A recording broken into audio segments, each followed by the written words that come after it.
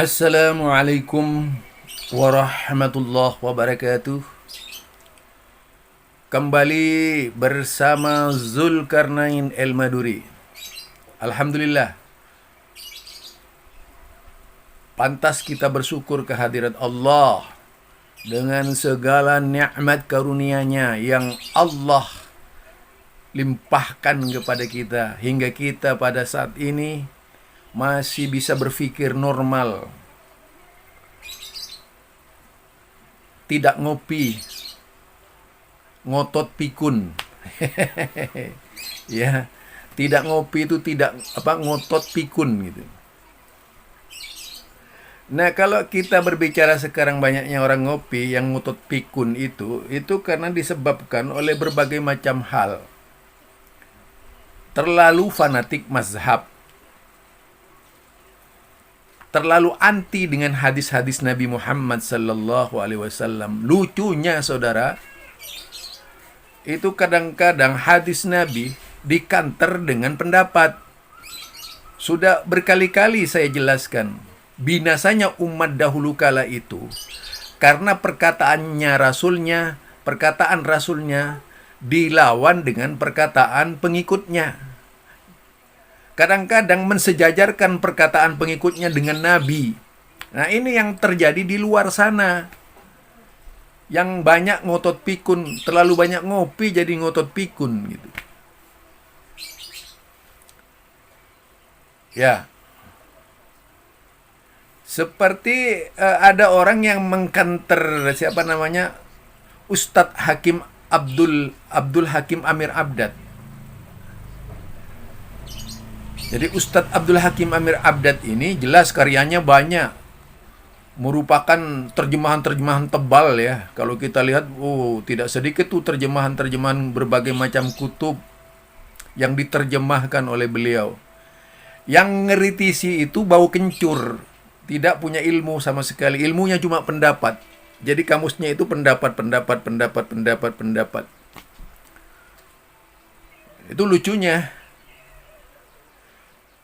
Kadang nggak nyambung lah. Bagaimana bisa orang yang isi otaknya itu bisa cuma berisi pendapat, ya.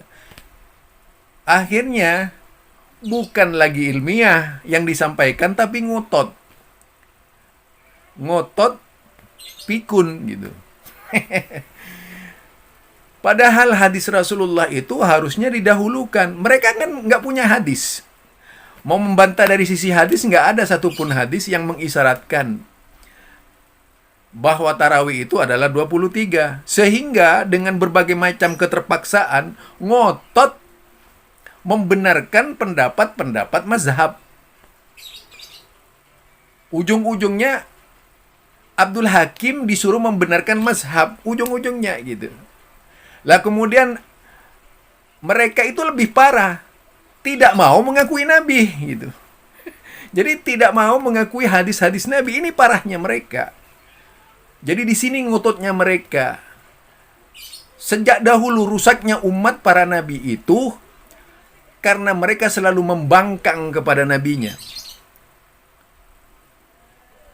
Rasul-rasul yang diturunkan sejak dahulu kala sampai Nabi Muhammad sallallahu alaihi wasallam, umatnya menjadi rusak, itu diperbaharui oleh Rasul sesudahnya. Dengan tujuan tetap berada di atas agama Allah. Tetapi ketika tidak ada Nabi Muhammad sallallahu alaihi wasallam, mulailah muncul berbagai macam pendapat yang berlawanan dengan perilaku Rasulullah sallallahu alaihi wasallam. Sedangkan kita dituntut untuk mentaati Allah dan Rasulnya, tidak dituntut untuk mentaati selain Allah dan Rasulnya. Kecuali kepada ulil amri minkum. Itu pun didasarkan kepada nas-nas yang ada. Karena kita tidak mungkin mengikuti pemimpin sebagaimana hadis Nabi, nanti kalian akan menemui pemimpin-pemimpin yang mengakhirkan sholat. maka sholatlah engkau sendirian di rumahnya. Itu menunjukkan jangan mengikuti pemimpin yang tidak gemar sholat tepat waktu. Nah, di dalam hal ini saja ada nas ketika kita dituntut untuk taat kepada pemimpin, yaitu pemimpin yang tidak mengakhirkan sholat. Bukan pemimpin yang suka mengakhirkan sholat. Loh, kalau sekarang pemimpin bukan lagi tidak mengakhirkan sholat, meninggalkan sholat banyak. Itu. Lah, kemudian kalau mazhab. Bagaimana mazhab? Mazhab itu hasil kompilasi dari para penulisnya. Dari karangan-karangan yaitu yang muncul atas kerja, yaitu kerja keras para imam tadi. Dikumpulkan oleh murid-muridnya. Bukan Imam Syafi'i sendiri yang menulis Al-Um itu. Jadi murid-muridnya yang menulis itu. Nah, tentu saja pada pendapat-pendapat mazhab, semuanya itu hanya pendapat manusia biasa. Ukhti wa usib. Salah, benar. Jadi bisa salah, bisa benar.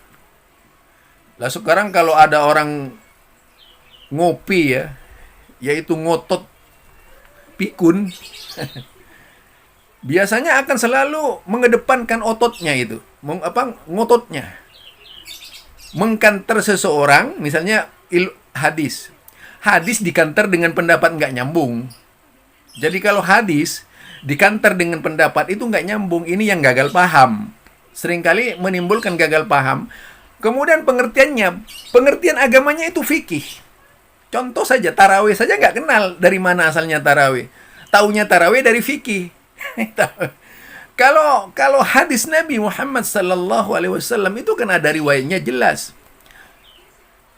Tetapi kemudian tarawih ini dijadikan sebagai suatu nama yang sakral di dalam tubuh mereka. Padahal tidak dikenal tarawih itu kecuali di zaman Umar bin Khattab. Waktu Umar saja melaksanakan sholat qiyam Ramadan, dia tidak menamakan sholat tarawih, tapi menamakan sholat qiyam Ramadan. Ini yang memunculkan adalah zaman Umar, dari satu rawi-rawi yang ada di situ.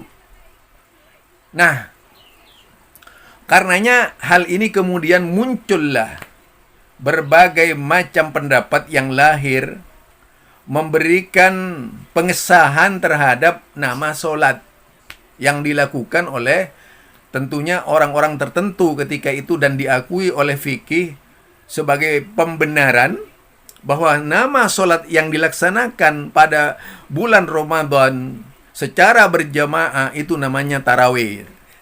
Jadi niatnya semuanya niat sholat tarawih. Emangnya Nabi pada waktu itu niatnya sholat tarawih? Siapa sebenarnya yang ahlus sunnah wal jamaah? Ikut Nabi atau ikut mazhab? Imam mazhab sendiri, Imam Nawawi mengatakan, para pengikut Imam Syafi'i itu kalau salah imamnya nggak diikuti dalam satu hal. Tetapi kita itu dipaksakan mengikuti mazhab dengan doktrin-doktrin bahwa yang mengikuti Al-Quran, mengikuti sunnah Nabi, itu adalah orang-orang yang melanggar ketentuan agama. Dibalik sekarang. Jadi yang benar disalahkan, yang salah dibenarkan. Akibatnya saudara terjadi aktualisasi pemikiran-pemikiran mazhab dalam berbagai macam hal-hal yang berkaitan dengan agama. Pada parameter akidah digunakan pendapat-pendapat, ditariklah Hasan al-Asy'ari, Abu Hasan al-Asy'ari. Tetapi walaupun menyimpang, padahal di dalam kitab Ibnu Taimiyah sudah menyebut ibana. Tetapi kitab ibana sekarang nggak dipakai oleh mereka. Yang dipakai itu Maqalatil Islamiyah. Ini satu contoh. Walaupun banyak bertentangan dengan ibana itu. Dikatakan itu ibana kitab Wahabi katanya. Ini mereka, lucunya. Padahal Ibnu Taimiyah itu sudah mengenal kitab ibana sebelum ditulis kemudian, sebelum dicetak itu. Jadi ulama-ulama dahulu sudah kenal kitabnya Imam Abu Hasyam Al-Asy'ari Al-Ibana. Tapi mereka justru terperosok ke dalam pemahaman-pemahaman yang sektarian itu tadi. Memang kehidupan mereka ini sektarian, bukan orang-orang yang plural gitu. Mereka tidak plural sebenarnya. Mereka itu orang yang tertutup, eksklusif gitu, tidak mau terbuka. Orang yang terbuka itu bukan hanya kepada orang-orang yang ada di gereja. Nah ya. Terhadap pendapat yang berbeda juga terbuka. Ini eksklusif yang terjadi, menutup pintu. Karena menurut mereka pintu jihad sudah tertutup. Ini yang terjadi ya kalau kita lihat pemahaman-pemahaman dari kalangan mereka yang mengagung-agungkan pendapat. Bagaimana mungkin saudara itu? Bagaimana mungkin bisa menemukan kebenaran kalau pendapat-pendapat saja yang dipakai itu? Coba kalau sekarang beragama kita, agama kita adalah agama Islam, ditanya, apa Al-Qur'annya, apa kitabnya Al-Qur'an? Kemudian sunnah Nabi Muhammad sallallahu alaihi wasallam. Dirubah sekarang misalnya. Kitab kami adalah Madzhabul Arba'. Akidah kami adalah Asy'ariyah, Maturidiyah. Nah, itu kan artinya kita ini beragama tidak lagi kepada yang dikembangkan oleh Islam itu sendiri, tapi beragama kepada pendapat-pendapat. Kalau sudah beragama dengan pendapat, bagaimana mungkin bisa menyatukan? Jauh itu, jauh panggang dari api istilahnya. Akhirnya apa yang dilakukan? Orang yang berpegang teguh kepada tali Quran dan As-Sunnah ini yang dipaksa mengikuti mereka gitu, dengan berbagai macam cara, dan harus tunduk. Seandainya mereka ini berkuasa di Indonesia, sudah pasti akan ada ketentuan agama ya, dibuat sedemikian rupa supaya pemahaman agama Islam ini hanya mengikuti mereka gitu. Ini lebih berbahaya ya, kalau kita lihat akan berbahaya sekali gitu. Akhirnya apa? Yang terjadi itu adalah dominasi kelompok bernegara. Itu terjadilah dominasi kelompok bernegara. Ya bisa dilihat itu dalam pemilihan umum dahulu kala. Karena memang dasarnya adalah kebencian. Umum saja, jangan pilih misalnya, jangan pilih Pak Amin Rais. Pak Amin Rais itu Wahabi gitu. Terjadilah fitnah di mana-mana berkembang. Ini tentu saja yang dilakukan oleh mereka bukan perbaikan pemikiran terhadap umat, tetapi makin menjauhkan umat dari kebenaran. Akhirnya umat itu hanya mengenal agama itu pendapat, bukan lagi ketentuan-ketentuan Allah dan Rasulnya. Ketentuan-ketentuan Rasulnya itu dianggap penyimpangan oleh mereka. Dan kemudian ada usaha-usaha menakut-nakuti setiap orang bahwa orang yang mempelajari Al-Quran langsung, mempelajari hadis langsung, itu khawarij. Jadi, padahal kita ngaji itu ada pembimbingnya masing-masing ya. Ada pembimbing. Dan tentu saja tafsir sudah banyak dibuat. Tafsir sudah banyak dibuat. Ratusan tafsir di dalam Islam itu. Kita tinggal memperbanding-bandingkan antara tafsir, studi banding dari berbagai macam tafsir itu. Dan dalam memahami tafsir, jika kita lihat yang berbeda-beda, pasti ada yang sama. Pasti ada yang sama. Pertama, metode penafsiran. Harus metode penafsiran yang paling dekat dengan cara-cara sahabat Nabi. Metode penafsiran yang paling dekat dengan zaman Rasulullah, sahabat Nabi, tabi'in. Nah, penafsiran-penafsiran yang seperti ini tidak akan banyak menyimpang dari kebenaran.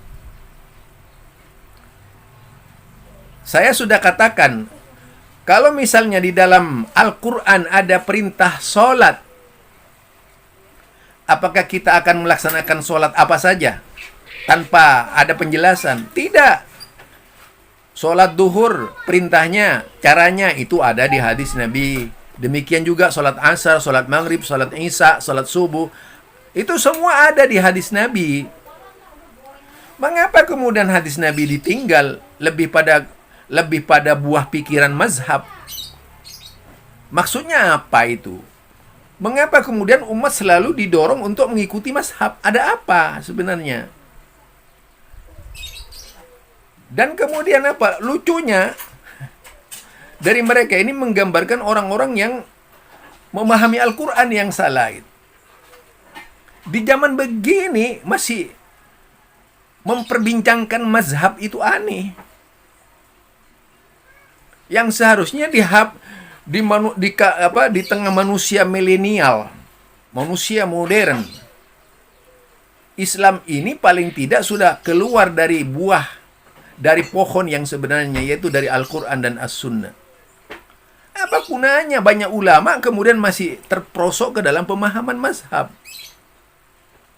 Jadi kita ini makin banyak ulama harusnya lebih mendorong kecintaannya kepada Quran, mendorong kecintaannya kepada hadis Nabi, mengamalkan yang datang dari Al-Quran, mengamalkan yang datang dari hadis Nabi. Sahabat itu melaksanakan Al-Quran. Kita juga lihat, itu para tabi'in melaksanakan Al-Quran. Kehidupannya lebih baik tentunya, daripada kemudian setelah muncul berbagai macam buah pikiran yang dicetak dalam bentuk buku-buku, kemudian menjadi bacaan sakral melebihi Al-Quran. Itu yang justru lebih bahaya. Jadi sekarang siapa sebenarnya yang salah ini ya? Yang salah itu jelas mereka yang tidak mau memegang teguh kepada Al-Quran. Kata siapa? Kata Rasulullah sallallahu alaihi wasallam. Karena tamassaku bis sunnah itu adalah perintah Nabi. Sebagaimana disabdakan berkali-kali oleh Rasulullah, taraktu fikum, aku tinggalkan pada diri kalian amroini, dua pusaka, dua perkara, intamasaktum bihima, dan jika engkau berpegang teguh kepada keduanya, lan tadillu abada, tidak akan sesat dari kedua-duanya. Tidak akan sesat selama-lamanya. Kitab Allah wa sunnat Rasul, dan sunnah Rasul. Jelaskan hadisnya. Jadi sekarang ada usaha menggiring umat bahwa kebenaran itu mazhab. Lah, imam mazhabnya sendiri menggunakan Quran dan As-Sunnah. Ya seharusnya imamnya diikuti itu Al-Quran dan As-Sunnahnya, bukan pendapatnya. Imam Syafi'i sendiri sudah menyatakan sebagaimana ceramah-ceramah saya sebelumnya. Jadi kalau memang sudah bertentangan dengan Quran, sebagaimana imam-imam itu dikatakan bahwa imam ini akan melaksanakan perintah Rasulullah. Kalau ada perkataan imamnya yang bertentangan, mereka tinggalkan, lalu mereka beramal dengan amal yang disodorkan oleh Rasulullah sallallahu alaihi wasallam. Itu yang bisa kita lihat di dalam paradigma keislaman yang benar.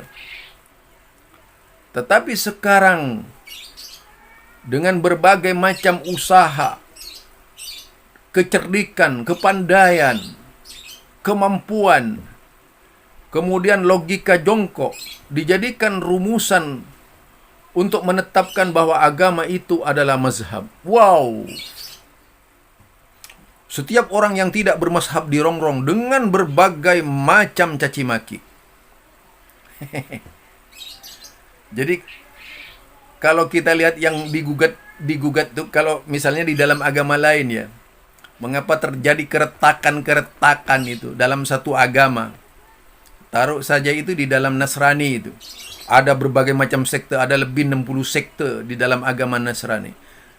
Karena mazhab yang terjadi dalam agama Nasrani itu mengikuti buah pikiran yang ada di situ. Terjadi interpretasi yang berbeda-beda terhadap kitab Nasrani tersebut.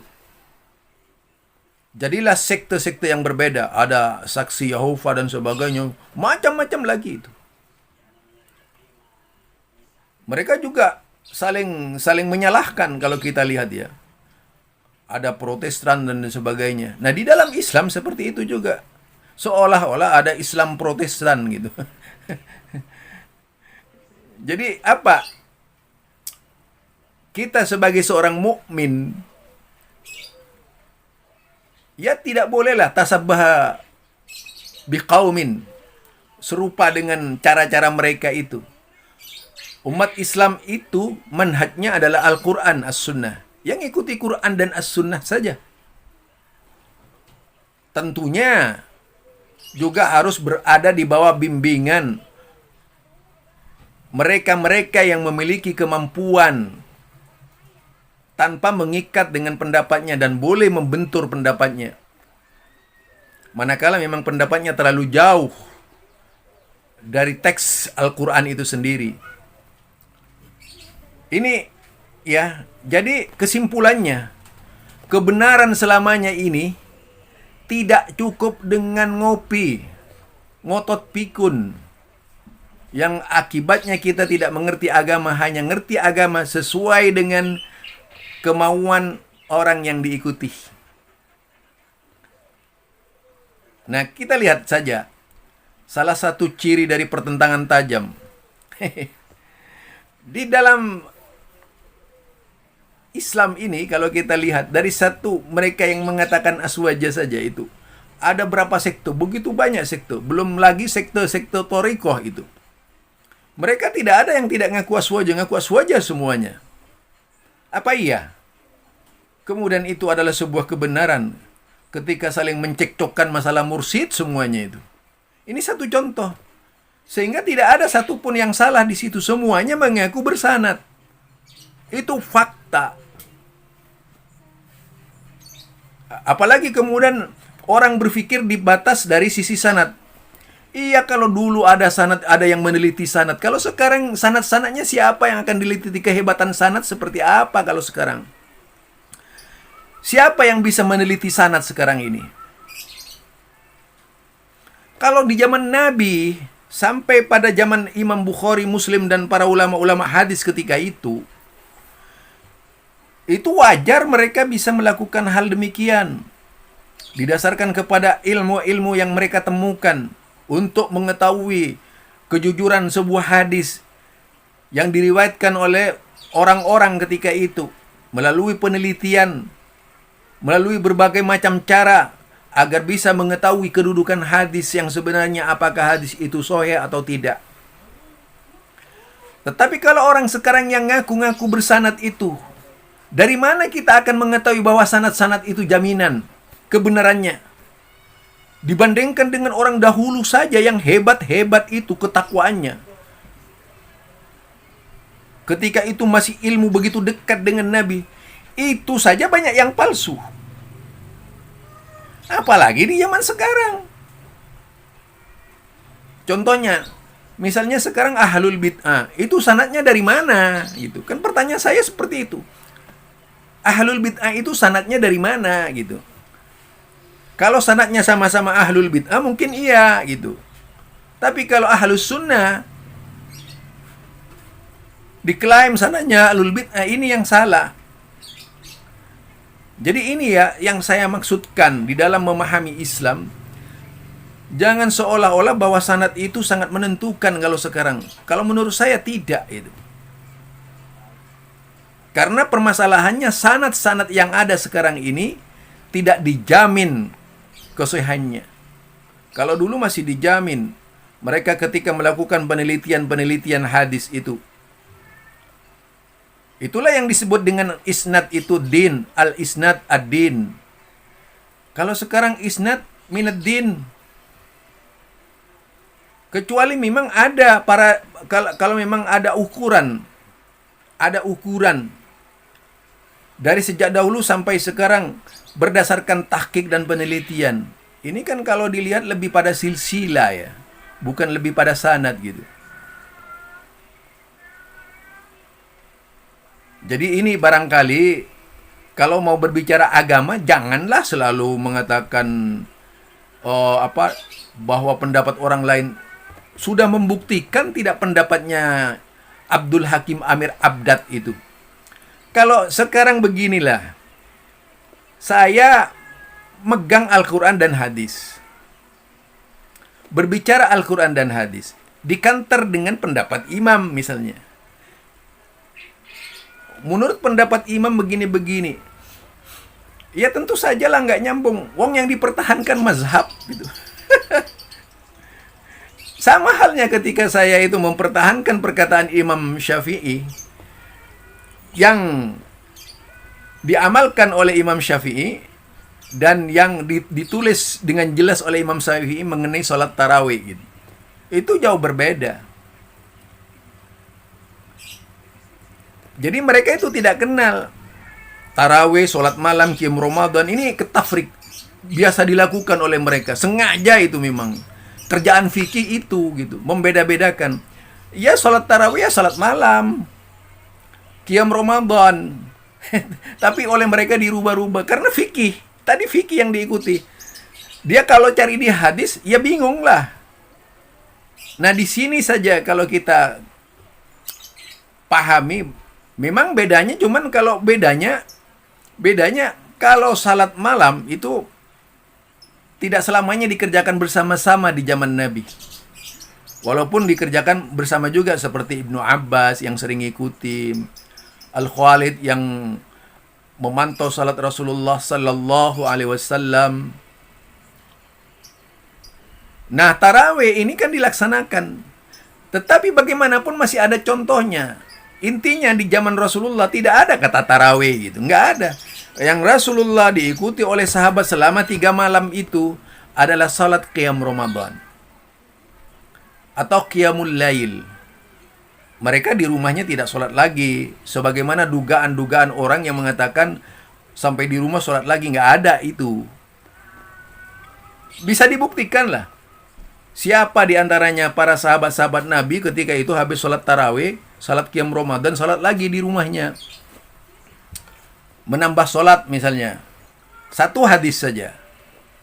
Bahwa Rasulullah Sallallahu Alaihi Wasallam setelah sholat 11 rakaat di rumahnya, sholat di rumahnya tambah lagi gitu. Ini panjang ya kalau kita pahami. Jadi ini perbedaan antara orientasi berpikir fikih dengan orientasi berpikir Quran dan As-Sunnah.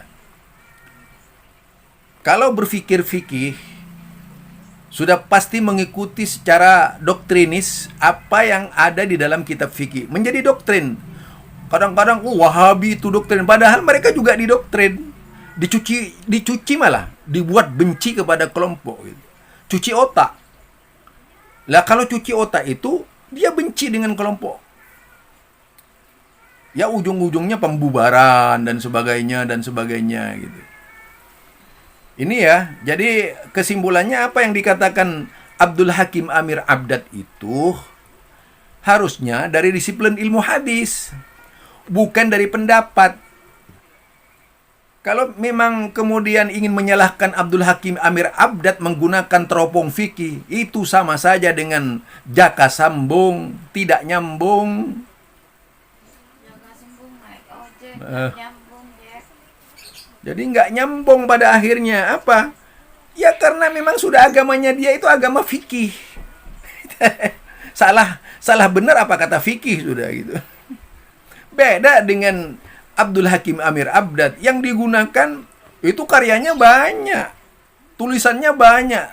Kemudian yang ngerti itu yang nggak punya ilmu, ya mungkin Abdul Hakim Amir Abdadnya itu ketawa-ketawa dengar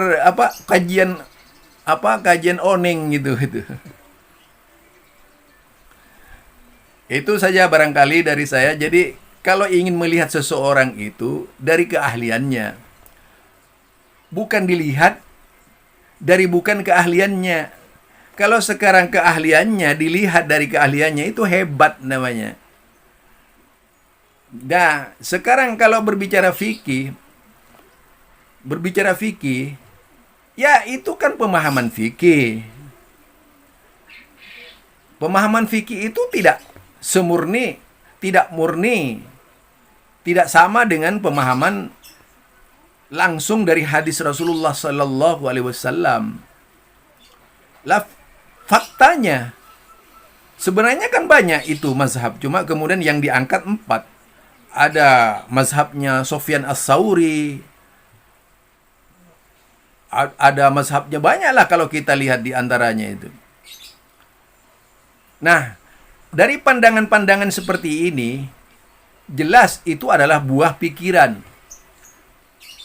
Jadi counter attack namanya. Kalau kemudian hadis Nabi dikonter dengan fikih, nggak nyambung itu. Bagaimana menanggapi keilmuan seorang yang memiliki keahlian di bidang hadis? Membiasakan diri dari sisi ilmu hadis. Bagaimana? Sementara yang mengkritisi Abdul Hakim Amir Abdan ini tidak pernah menyentuh ilmu hadis gitu. Kan lucu. Itu seperti pedagang es ya. Ahli di bidang es lalu bikin rujak. Ya nggak enak lah rujaknya. Dirasakan es, bukan dirasakan sebagai rujak itu. Jadi kalau main logika ya seperti itu akibatnya. Agama ini akhirnya apa? Mereka mengangkat sebuah hadis palsu lagi. La dina la aqla lahu. Tidak ada agama bagi mereka yang tidak berakal. Nah, hadis palsu ini populer. Lalu dijadikan sebagai tolak ukur bahwa akal mazhab itu lebih utama daripada hadis Nabi. Saya sering gitu ya. Dan kalau dikejar mereka itu marah. Pada akhirnya marah. Saya kan pernah dulu itu mengangkat statement dan sebagainya dari sebuah YouTube ya. Apa? Karena sudah tidak mampu lagi menanggapi langsung, main klaim hak cipta, ngamuk-ngamuk gitu. Dan sebagainya. Jadi sekarang yang terjadi seperti itu. Apa? Karena pendapatnya itu akan diperjuangkan sebagai hukum di Indonesia gitu. Bahwa mereka ini adalah pemangku kebenaran yang sebenarnya. Selain mereka bukan pemangku kebenaran gitu. Harus tunduk dan patuh pada cara-cara mereka. Doktrin kebiasaan orang lalu ya. Saya cukup kenal hal-hal seperti itu, sudah paham banget. Apalagi kalau mempelajari kitab Ta'lim Muta'allim tuh. Wow. Sudah pasti sekali ketundukan itu hanya dibangun untuk mereka saja gitu. Jadi kepada selain mereka tidak boleh tunduk. Doktrin mematikan karena kitab Ta'lim Muta'allim itu melebihi Al-Quran di mata mereka itu. Jadi seolah-olah seperti itu. Kalau menanggapi juga sering ngawur. Ini ya dari saya. Jadi kalau ingin menyelesaikan masalah itu harus dari sudut pandangnya Abdul Hakim Amir Abdan ini apa gitu. Kalau tidak menguasai sudut pandangnya Abdul Hakim Amir Abdan, ya jangan berbicara lah, malu-maluin. Apa kiranya kalian itu tidak diketawai oleh orang-orang di Salafi itu? Diketawai juga gitu. Apa? Dibaca, kadar keilmuannya dibaca. Oh, di sini kadar keilmuannya. Kemudian apa? Lucunya lagi, merasa paling punya kitab. Itu lagi. Lucunya di situ. Jadi merasa paling punya kitab. Seolah-olah yang lainnya nggak pakai kitab gitu. Aduh ya Allah, na'udzubillah min dalik. Ini konsep pemikiran seperti ini namanya itu ilmu sungsang. yang tak layak diikuti. Jadi inilah dari saya pemaparan pandangan seseorang itu bisa salah. Pandangan seseorang itu bisa benar. Tergantung sekarang dari mana mereka mengambil. Imam Syafi'i sampai menyatakan tuh, jangan lihat perkataanku, tapi lihat dari mana aku mengambil. Artinya, jangan perkataan Imam Syafi'i, tapi sumbernya yang diambil itu. Sumbernya kitab yang dijadikan rujukan Imam Syafi'i apa? Hadis dari mana? Dan sebagainya. Gitu. Itu yang dimaksud. Karenanya banyaknya pertentangan di dalam pemahaman-pemahaman Islam itu karena sudut pandangnya memang tidak nyambung. Akibatnya selalu terjadi benturan-benturan. Karena orang yang berlandaskan Al-Quran, berlandaskan sunnah, lalu dilihat dari pendapat. Yang nggak nyambung lah. Itu saja dari saya. Dadah. Subhanakallahumma wa bihamdika. Asyhadu an la ilaha illa anta astaghfiruka wa atubu ilaik. Assalamualaikum warahmatullahi wabarakatuh.